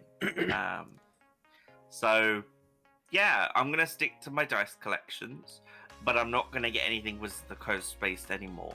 Yeah, that's my take on this, and that is how I'm going to cope with when something that is so big turns sour, as Yeah. I see it. And I think that's a valid response, because you've seen that happen with Harry Potter and stuff too, where people were big Harry Potter fans, and then J.K. Rowling was J.K. Rowling, and people are like, they are, shoot on appearance for any new Harry Potter products, and just it is dead on arrival. They do not like it. But there are people who grew up with it, are just like, it's hard for me to walk away from this thing that was a huge part of my childhood. Like, I remember that happened when Hogwarts Legacy came out. Like, it's really hard for me to walk away from this thing, because like it's part of who I am. It's part of my identity and what I saw myself in as a kid, and it's hard to disentangle that. If you can hard break it, that's fine. If other people are struggling with it, that's understandable. I have empathy for that. And I do think it is important to say that, obviously, bringing up Hogwarts Legacy, that game is, has said that they're not affiliated with the one who should really not be named. She who shall not be named, yes. She who shall not be named. So, yeah, that game has wiped its hands of the dirtiness, as did Larian Studios. So, I think if you want to play Hogwarts Legacy, go ahead. It's now in an era of. I think it's important for game studios to not affiliate themselves with such high influencing people if they can. Yeah, there is a degree where we've really gotten to like a celebrity worship in the last few years, and boy oh boy, when they fall off of their pedestals, they are it's not good. Actually, for specifically Wizards of the Coast, an interesting thing of it is a lot of these decisions seem to be coming down the pipe from Hasbro, the parent company that owns Wizards, which then owns like both Magic and D&D, because there was a lot of other decisions coming down the past few years with Dungeons and Dragons. What was it? It was like the player agreement. I'm drawing a blank on the actual term, but basically their agreement for like licensing content, and they tried to pull some shenanigans then, and the community pushed back, and the community keeps pushing back on the company trying to make more money off of this stuff, or trying to cut costs and cut corners. And it ties back in with what I said last time. Like, I think a lot of this is just investors and investor push, and just people needing to constantly double the value, triple the value for some of this stuff. It's like, you can't do that and piss everybody else off. But when the money people are saying, do this now or I'm pulling out, they got you by the short hairs, and there's not much you can do. But yeah, like, what do you do? What do you do when your hobbies turn bad? I mean, obviously grief. Grief is a great response to this, because it is losing something from your life, and there's nothing wrong with grieving that. There's nothing wrong with being angry about that. There's nothing wrong with taking a step back and taking a break from it as completely as you have to. Like, I know I've stopped following a lot of Dungeons and Dragons content and content creation spaces online, because in part I've just been losing interest over the past few years. But seeing this, like, I don't want to see something and then get excited for it and then have to go, oh, but I can't buy it because of all these bad things. I can't buy it because the company's doing terrible things and firing its art team and using AI engineers. Like, it's just easier for me to just emotionally take that step back and be like, I just won't look at it at all. If you don't want to get rid of it, there are tons of other systems in place out there that you can buy and check out and try, and switch to Paizo. Flip D&D the middle finger, and do Pathfinder or something. Pathfinder, Paizo's Pathfinder. So there is a degree where it feels like the end of the world, and it can be, and that grief is valid. Those feelings are valid. That has a place in your life, and there's nothing wrong with acknowledging that time is ending and that period is ending, and you need to move on. You can still care about it. You can still talk about the good times. It's odd to have a funeral for someone or something that's still alive. But there's nothing wrong with just going, I once liked this, and now I don't anymore, or I can't anymore, or I shouldn't anymore, and it's time to walk away. Talking about celebrities, there's been an unfortunate number of stories coming out in the last couple months about adults who got a little too handsy with kids, and people in their communities who have to make a decision. And there are some people who are just so sunken cost fallacy that like they can't let themselves say no, because now they're like, if I throw them down now, if I what does that mean I spent the last couple years of my life doing and supporting and being a part of, and oh god, did I help this? And I can see people struggling with that, but it is still the same grief, still the same rage of like, I cared so much about this and I supported you so much. Why the fuck did you do this? Yeah, I think that definitely came up with the Niji Sanji. Niji was another leaks, example. Yeah. About how, Mm-hmm. Anyway, let's move on, shall we? You see why earlier you're like, oh, so do we have a nicer topic to transition to, Deus? And I'm like, because I saw this on the list. I'm like, no, how about you go first, Dan? But oh, dude. I will say my fourth and final topic is a little bit lighter, and it is a bit funny, but I wasn't sure if you had any other topics. We're gonna do my fourth, or we're gonna do yours. Your next one.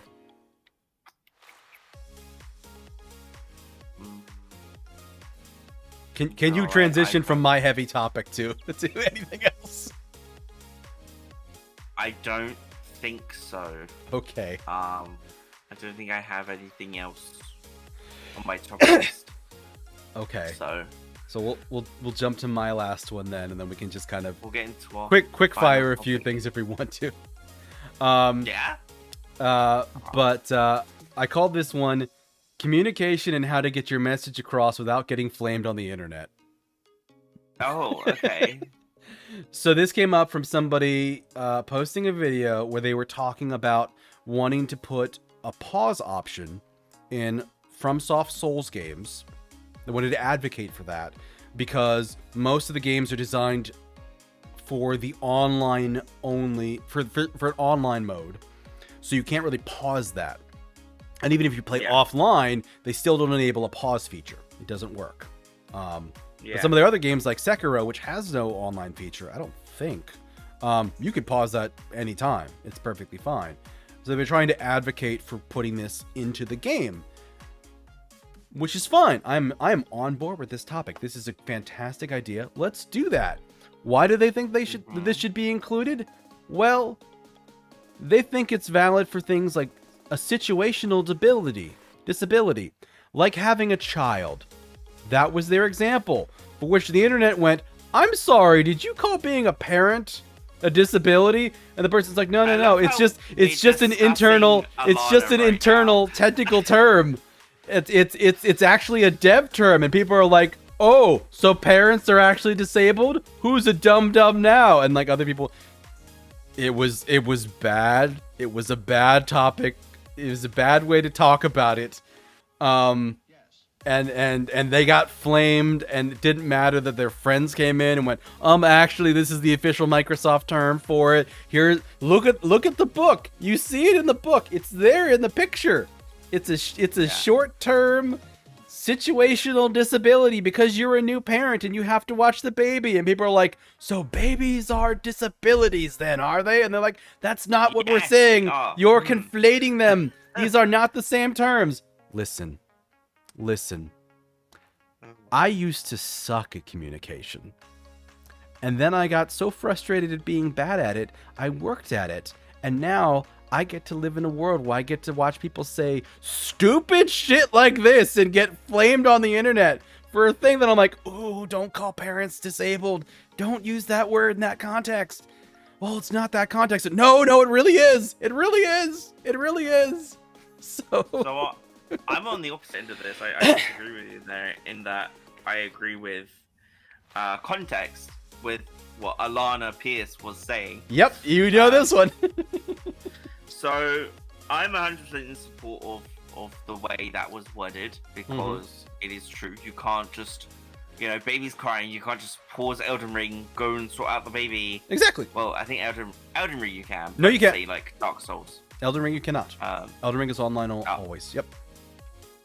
So yeah, you can't just put the controller down, go sort out the baby, and be like, "Oh, I'll be fine. I'll come back to my game. I won't be dead. Mm-hmm. You know, no one's gonna invade me." That kind of thing. And absolutely, 100%, there should be options for pausing those games. Yes, and I even agree with her. This is an accessibility feature. She's right. Yes. Yes. It is an accessibility. I agree with her on every point, but the part where she uses that phrase, situational disability, to describe parenting. That is where I will fight over this. But I will give you your chance to talk. I mean, I'll give you your chance to talk. You can use situational or temporal. Like either way, it's a temporary handicap for gamers. For the first 18 years. They are not able to play the game at 100% of their potential because there is something stopping them.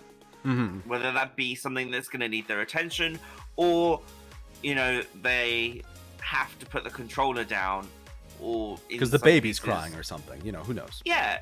Or maybe you're just getting a package, or dinner's getting delivered, or whatever. You know, what have you. There are reasons to want to pause. Yes. Yeah. So I would definitely agree with what Alana has said. I mean, if we can find the YouTube video link, post it both in our chats, maybe the communities can watch and make their own opinions, because I also advocate for that as well. Like, don't just listen to what we're saying, go and research these things yourselves, form your own opinions. Like, we're not here to tell you what to think. I will send you the link that I copied, because I copied lots of links for this one. This is where she talks about it and defines it, and I'll pop that in my chat too. So the reason why I don't like her use of the expression is because what is the point of the conversation she's trying to have? She wants to convince people to add pause features into these games. Did she accomplish that? Hilariously, no. Everybody got pulled off on a tangent about a term. Well, yeah, because it distracted. People are gonna cry. That's the society we're living right now. There's some of that. There's some of that. But for effective communication, see something and you cry. Effective communication. If you want to effectively communicate, there is a degree of 4D chess you have to play to go, okay, this is what I want. This is how I'm going to explain it. How can I reverse that and figure out what people are going to say in response to that and clean up my message? I think I agree with her that what she said is a valid term within the development the game dev community. It's a valid term in just the broader development community. I don't have an issue with the term. I have an issue with the fact she's using it she's using an internal term in an external context where it will interfere with her messaging. See, now that I can understand. That's why, because I want her to succeed in this. I want her to succeed in this. Disagree with the term. It's where it's being used. Like, if it was internal only, then that would be great. But because it was, welcome back, Evie. Welcome back, Evie. If the term was only used internally, that would be appropriate. But because it's being used, it's using it's jargon in an external context where they're not going to understand it, and it's going to interfere with what you're trying to do. What you're trying to do is bring people on side and convince people to support you in what you're trying to do. It's politics, really. It's politics. It's like stock market people talking about SaaS in like an external context, and we'd be like, well, SaaS is like, you know, being sassy, SaaS kind of thing. Whereas they'd be like, no, that's like statistical analysis, blah blah blah. Like, we'd be like, well, no, it's, but yeah. Stop being so sassy, Mr. Stock Person. Yes, exactly. Yeah, exactly. Yeah, so instead of actually accomplishing her goal of convincing people to support her idea to put this feature in the games, which I like the feature, instead she just got clowned on. She just got memed on. And there's a degree where you are a smart person. You should be able to look at this and go, okay, but as a regular, ordinary human being, going to understand the situational disability and parenting. Me saying that parenting is a situational disability is not referring to the same thing as other disabilities like mental health disabilities or physical disabilities. Like a medical disability. Yes. Yeah. Which is also on the list. They are in like different sections. It's like a 3x3 grid, and some of them like having a broken arm or having cognitive issues or being epileptic are things on that list that were talked about. They're just not that particular quadrant that she's trying to pull an example from. So using those internal terms in an external setting is exactly what I had an issue with. And that is exactly what I'm like, you are a smart person. I believe you're a smart person, but that doesn't mean that sometimes you don't say and do a dum-dum. And she did in this instance, and she got clowned on for it. And like, in terms of communicating, in terms of talking to people, I think excluding the term helps. If you want to say, like, if somebody asks you, like, well, is there kind of any internal term for this? Like, admit, like, yeah, the internal term from the Microsoft sheet and show the page is situational disability, and the example is new parents. I didn't use that term because I thought it would be distracting for my point. Yeah. Because it's one thing to give a presentation internally to other people on the dev team versus giving it to management and the executives versus giving it to a press conference with the regular population. And she used the wrong words in the wrong context. And well, she used the right words in the wrong context. That's the issue. Yeah. And don't do that. That the idea of not only checking to make sure are you saying the right thing, but are you saying the right thing the right way is a fantastic skill to learn and get better at, because it'll save your ass time and time again. If you can look at it and go, okay, so here's what I want to say. How could I misinterpret this violently to get people yelling at me on the internet for the next 3 weeks? Let me run this through the old brain filter and see if I can find where my problems are. And it's all too easy to just quick tweet and just quick fire tweets out there. And I think she goofed a little bit. She zigged when she should have zagged. I agree with her moving in that direction, but yes. But yes. What do you think of that topic title about how to communicate and say things without getting flamed on the internet? That's a memorable title. Yeah, I mean, I would say there is never ever going to be a case where everyone's 100% happy with what you're going to say. There's always going to be like one person who's going to be like, blah, blah, blah, blah, blah. But like, it's whether you take that to heart or not. Yeah. There's always going to be people who are upset no matter what you say or do. Mm-hmm. And it's about growing individually, and whether, if you know that person, listen, of course. I mean, we should listen anyway, but like, if it's just someone who has malice in their message, then that's obviously a message you should not be taking to heart at all. Amen to that. So, it's hard to do that though. We have a tendency to remember and obsess over the negative, which is unfortunate. That's just why a very it's human growth thing. Yeah, that's why I said it's all about growth individually, because we have to learn to, in a way, separate that from everything else, and go, okay, that person's just angry today. It's not like it's personal for them, but for me, I'm just gonna ignore it, and that's very difficult. Useful. It's difficult, but very useful, like you said. Yeah. But I am a little bit concerned with people over specializing that skill, because then you just have full-blown narcissists who don't listen to anybody and they're always right. And being able to empathize with another person's perspective and see, okay, how could somebody see this the wrong way, and how do I prevent those misunderstandings is useful. Because I've been on Twitter for 15 years. I think something crazy like that. And I remember 10 years ago seeing people say and tweet things and just taking one look at that and go, oh, that tweet's going to bring out all the fuckboys. And sure enough, an hour or 2 or 3 later, there's another tweet going, "Oh my god, you people are so impossible." And I'm like, no, they're not. You said a dumb thing and you offended people. And they came after you. And that's not even like, that's not the current Twitter. That's not Elon Musk. That's just human nature. People, you're right that there will always be people who are like, "Man, I like pancakes." "What do you mean you fucking hate waffles?" Like, there's going to be those people, and the current people the current, who are like, "Why do you like pancakes? They're horrible." well, there's that too. Not even the opposite end kind of thing. It's like they're like, "Oh, I like pancakes." Well, why? Pancakes are horrible. Blah blah blah. Yeah, I know what you meant. Yeah. But it's definitely not like just a new thing. It has been around for a while now. So that's where it's a good skill to cultivate for yourself.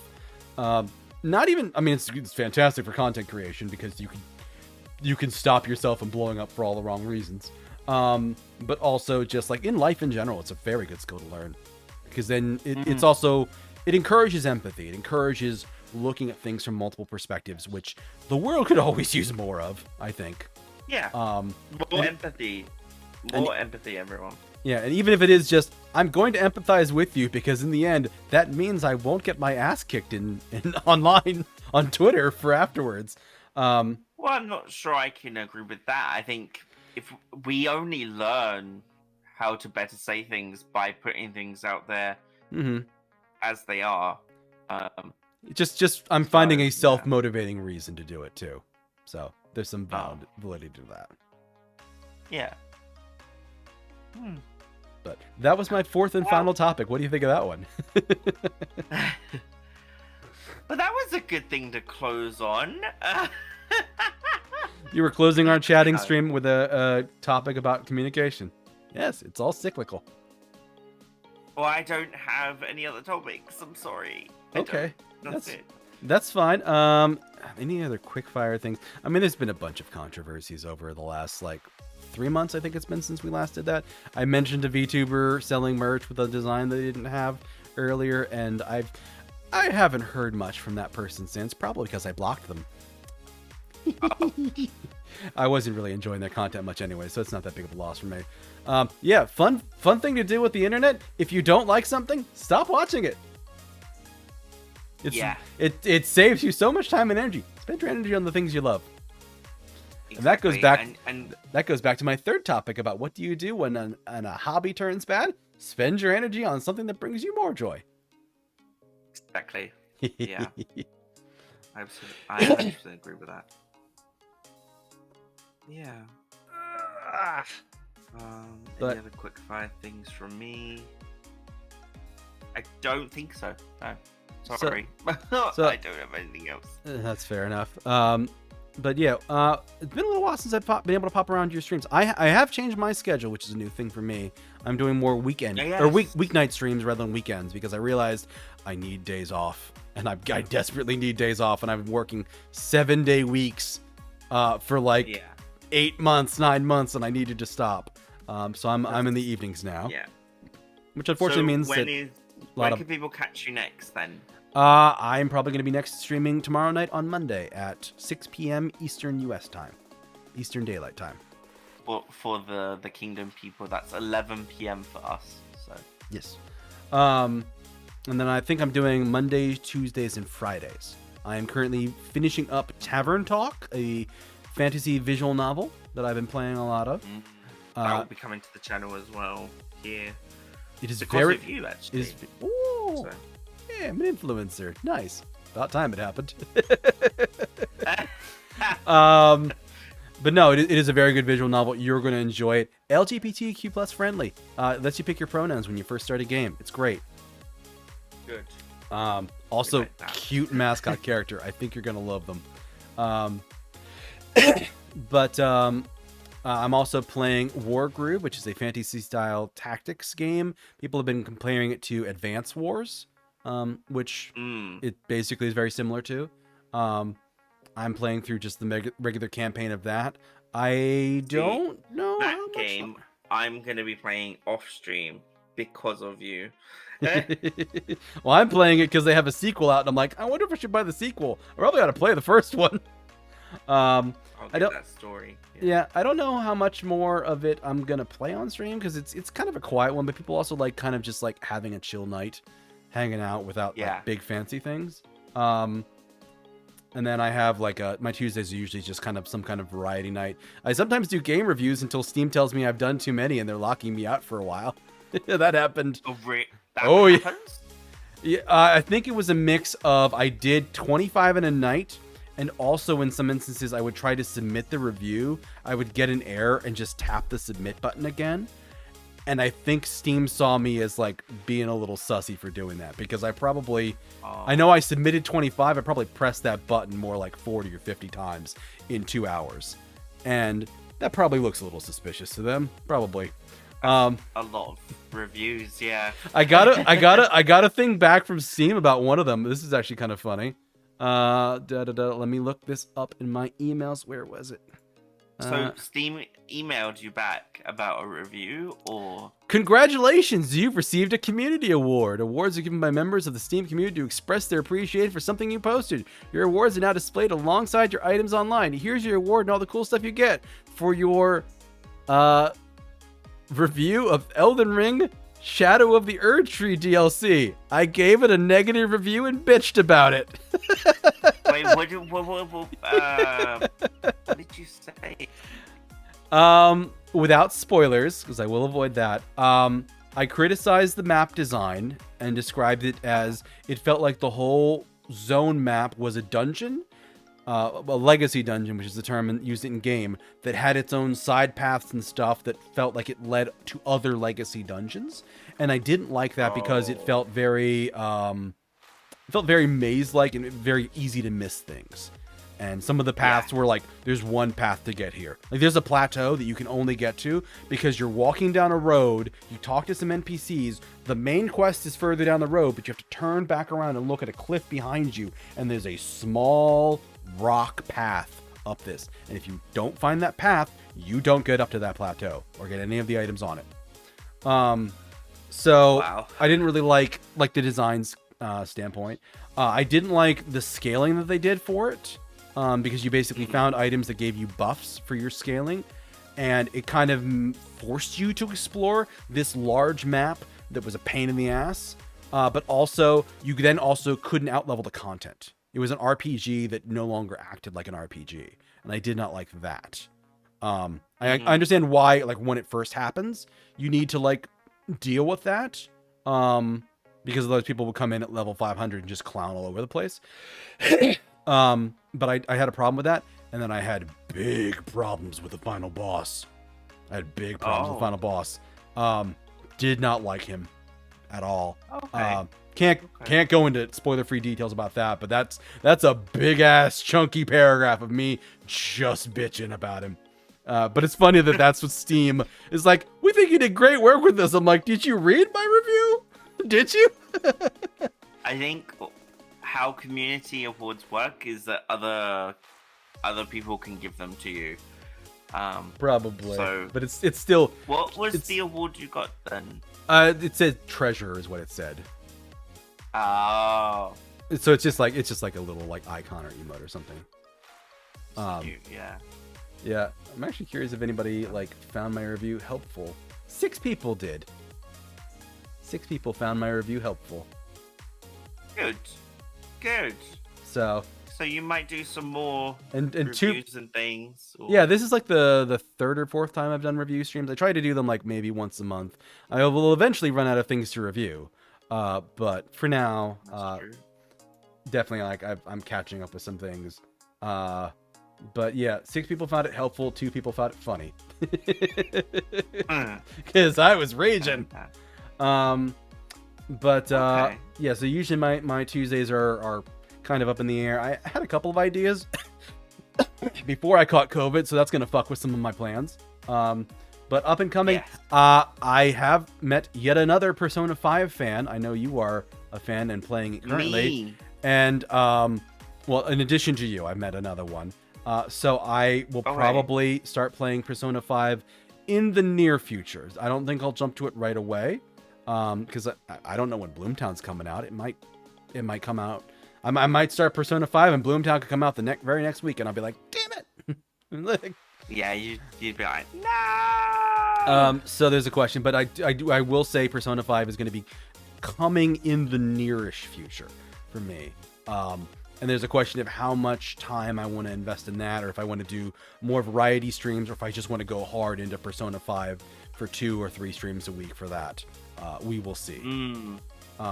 Yes. Speaking of that, I've had to make the decision of making it fortnightly because it's got so much content that I was worrying about how many streams I was going to have to do a week on it, and I was like, well, I'm already doing Hades as well, and they're both really long games. I can't do this, so I just make them fortnightly each. I'll discuss that more tomorrow at Court Weekly. So you're playing Persona, you're playing Hades. What else are you doing? I know you have some like collabs and stuff that you've been doing with folks, so probably some more of those. Yes, there will be some more of those. So for this coming week, there's Power Wash Sim. I'm collabing on that game. Just really chill vibes. I need to do that with somebody sometime. That's such a fun game. And then I think either... Well, let me actually double check because I should know by now. To the calendar. There'll be Valheim as well on Saturday, which is with a group of friends as well. So that'll be good. Nice. And then obviously you have your chatting streams and your Court Weekly and stuff like that you do as well. It's hard to find all the time to do the things that we want to do. Yeah, I mean, I made them fortnightly because I wanted to introduce more variety into my content. I'm going to talk about this again tomorrow, but very briefly, I was getting stale with my own content and I did not like that. So that is the basic gist of it. I'll explain it more tomorrow. Okay. But yeah, that's why I made some changes. Yes, changes are good. I felt like I was getting really stale working every weekend and working every single day. That's why I made changes and started streaming on the night. So. You also got to be careful of burnout and things like that. Oh yeah. So. But yeah. But I think 2 and a quarter hours is plenty time for our 4th Dan and Dan stream. I think we did a good time. A round of applause here to my lovely co-host here. My lovely co-host. If my stream deck was working, I'd use the soundboard to make everyone clap, but it's not working. I don't know why my stream deck's gone down. Sadness. I'll figure it out later. Yeah. I'll clap for us instead. Yay! Woo! Good job! Good job, Dan and Dan. You did it. Thank you. But raiding out. I had mentioned somebody to you earlier that I was hoping we could raid out to. I have no idea if they're still streaming. Are they still streaming? I think they very much are.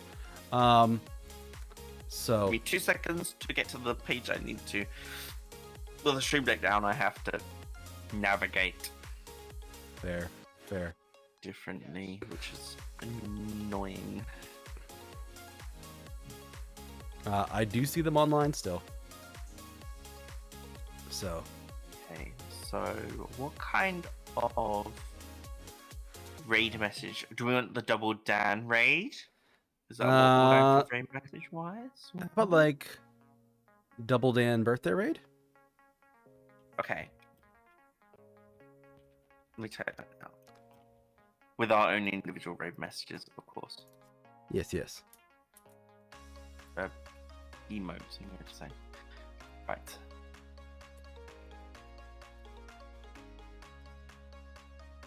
That is what we're going for, everybody. If this wants to work. Close this. Oh! I'm going to grab this level up actually on Spirit City Lo-Fi sessions, because why not? Yeah. Thank you for the level up, but I am now going to exit your game. Okay. Raid out to... Let me know when to hit the button. So needless to say, everybody treat this person very, very nice because they are good friend and lovely person, and give them lots of birthday wishes.